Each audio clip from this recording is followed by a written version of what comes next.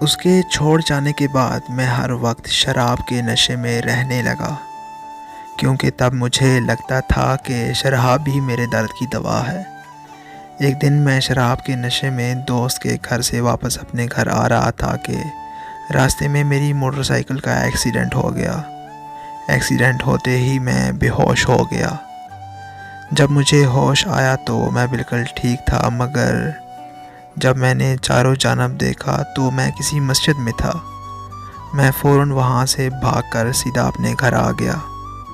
گھر آنے کے بعد مجھے احساس ہوا کہ جس انسان نے رات کو مجھے بچایا ہے، مجھے اس کا شکریہ ادا کرنا چاہیے۔ تو میں غسل کرنے کے بعد اسی مسجد چلا گیا اور جا کر مولوی صاحب کا شکریہ ادا کیا۔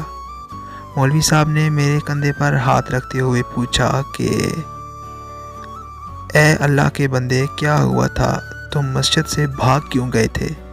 تو میں نے بتایا کہ تب میں شراب کی وجہ سے ناپاک تھا اور اللہ کے گھر میں پاک ہو کر آنا ضروری ہے، تو اس لیے میں گھر جا کر غسل کر واپس آیا ہوں۔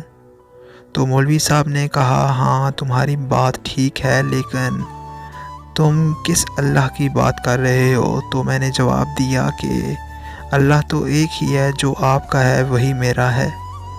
تو مولوی صاحب ہنس کر کہنے لگے کہ میرے اللہ کا گھر تو انسان کا دل ہے، اور جس مسجد کی تم بات کر رہے ہو وہ اللہ کا گھر نہیں، بلکہ اللہ کے ذکر کے لیے مسلمانوں کی عبادت گاہ ہے۔ مولوی صاحب کہنے لگے کہ میں جس اللہ کو جانتا ہوں اس کے ایمان میں تو شراب حرام ہے اور اسے پینے والا 40 دن تک ناپاک رہتا ہے۔